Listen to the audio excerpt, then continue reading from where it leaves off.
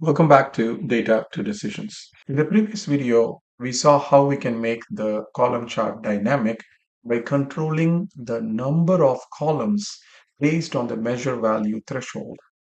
In this video, we will see how we can limit the number of columns based on an arbitrary number that the user can input to define the maximum number of columns to be displayed on screen in column chart. For example, I'm showing the number of employees by department and I have the number of columns to be 5, and automatically you see that there are 4 values and then the fifth bucket is others. And I'll show you again. If I change this to 6, it will show the top 5 departments, and then all the other departments will be combined into others.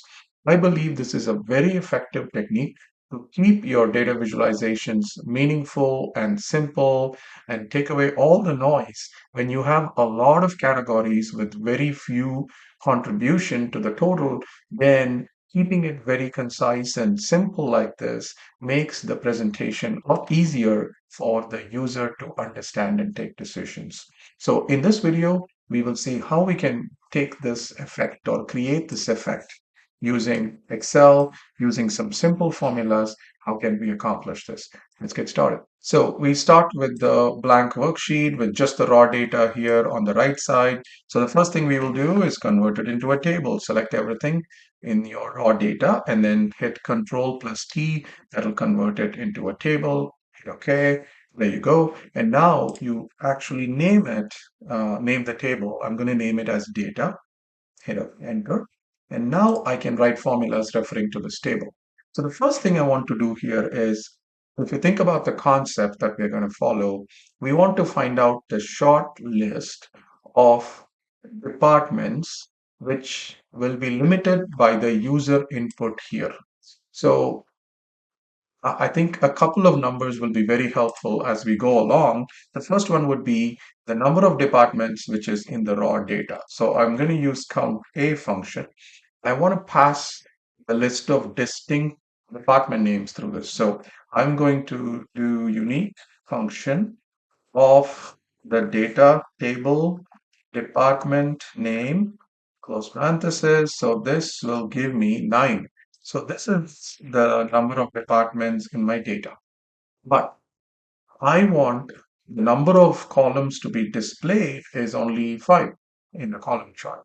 So if so we have to calculate how many department names should we be including in our short list. So I'll explain once we write this formula. So if the user inputs a number which is less than the number of departments actually in the raw data, then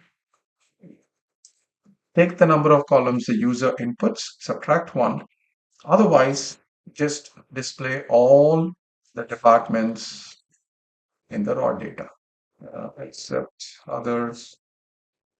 How many departments will be there? If I go to 10, it'll still say 9, so it'll display all the 9. Go to 8.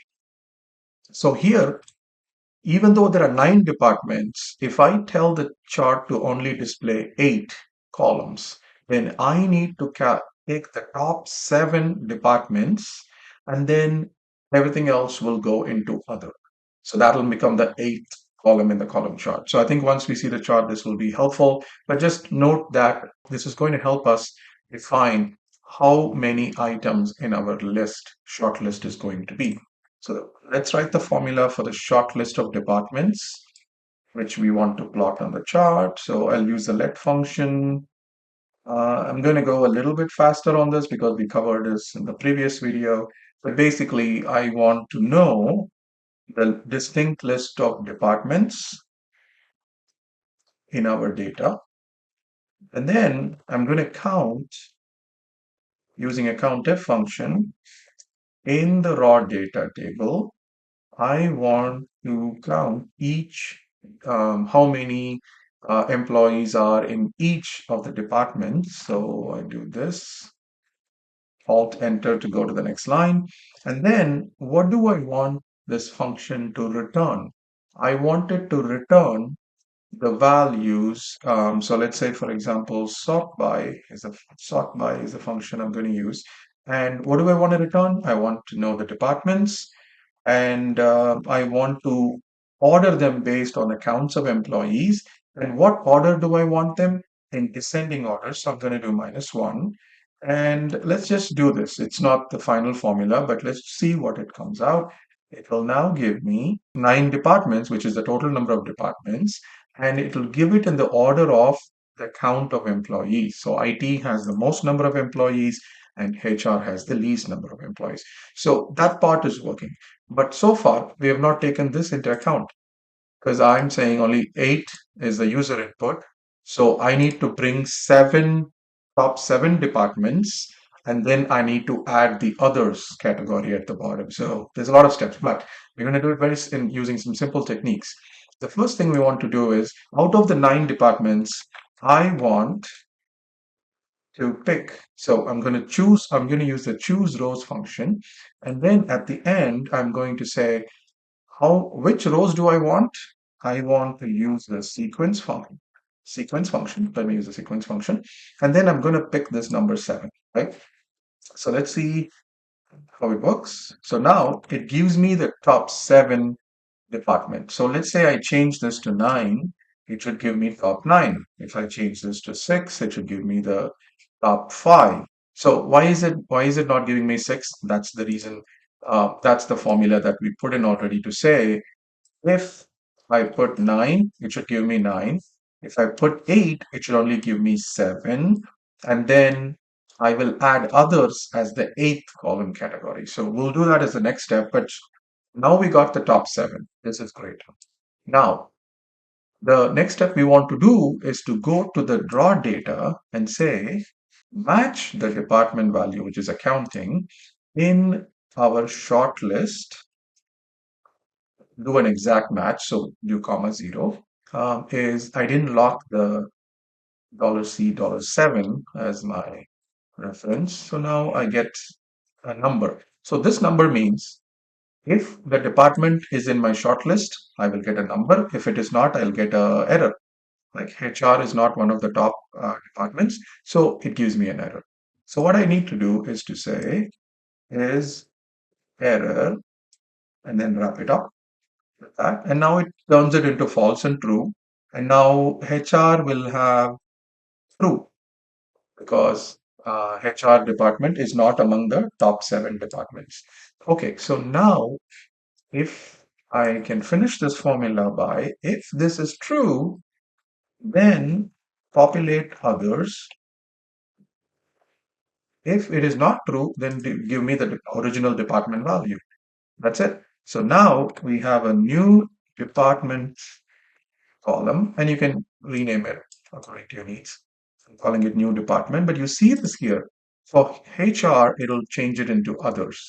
So let's test one more time. So let's say I only want to see the top 4 departments because I said maximum columns is 5. So it's top 4 departments, and all the other departments will have others. So finance is finance, but care is others. HR is others. IT is still IT because IT is one of the top departments. Marketing is still marketing. Sales now becomes others. So the point here is that the column now is working correctly to give us the others category dynamically. Great. So instead of starting from scratch again to get the list of departments sorted in a sorted order, I'm going to reuse the formula that we had before, except I don't need to choose the top rows. I'm just going to take only the let function, copy, and I'm going to put it into this department. So let's see how it goes. The important change we need to make here is we no longer want to use the department column. We want to use the new department. So I go here and say new department, and give me the sorted descending order of departments. Now, this, we don't have to worry about the top 4 or 5, the count, because you see that there will only be 1, 2, 3, 4, 5 values in the new department column. Whereas in the original department, we had 9, but in the new department, there'll only be 5. So whatever the limit is applied here, you will only get that many columns or automatically. So we don't need to do any more selection there. Now it is sorted based on the count of employees. The last step is we still want the count because we want to populate it in the chart.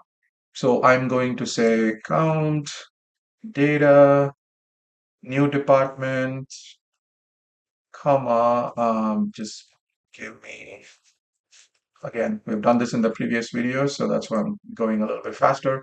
Um, and if you need some assistance here, please watch the previous videos or put your questions in the comment section below. I'll be happy to do another video more in detail.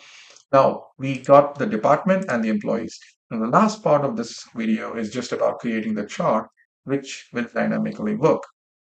Now, again, we have done this creating a chart in the last few videos. So I'm going to go quickly, select the data, use one of my saved. Again, this is an optional step. I like it because of the appearance of the charts, but nothing changes functionally. So you can use the default Excel chart as well. And now we need to connect the data. First, I'll go to cell D7 and go to formulas, define name, define it as DPTS. Okay, then go here. These names can be completely your choice. And then now I'm going to go to this. In the series, select everything after the exclamation mark. And then this is the count of employees. I'm going to call it EMPS because that's the name we gave. And then for the x-axis labels, we're going to call it DPTS. That's it. So you can see how the chart is dynamic. You can even place it like this to make it more dynamic. 7, let's say 3. Again, keep in mind that when you say 3, the total number of columns will be 3, and that means your others category could be a lot bigger. So just choose wisely. But again, if you're going to let the customer or the end user decide it, they will have control based on the data they have. They can enter the number of columns that they want to limit. My suggestion would be generally limited to 6 or 7 columns by categories. The exception could be when you're doing it by month. You can have January through December, 12 columns, uh, definitely not more than 12. That'll be too much information in a short area, which will be very confusing and not easy to understand for the audience. So if you have any suggestions, please let me know in the comment section. I look forward to hearing from you. Thank you so much for watching. I'll see you soon in another video.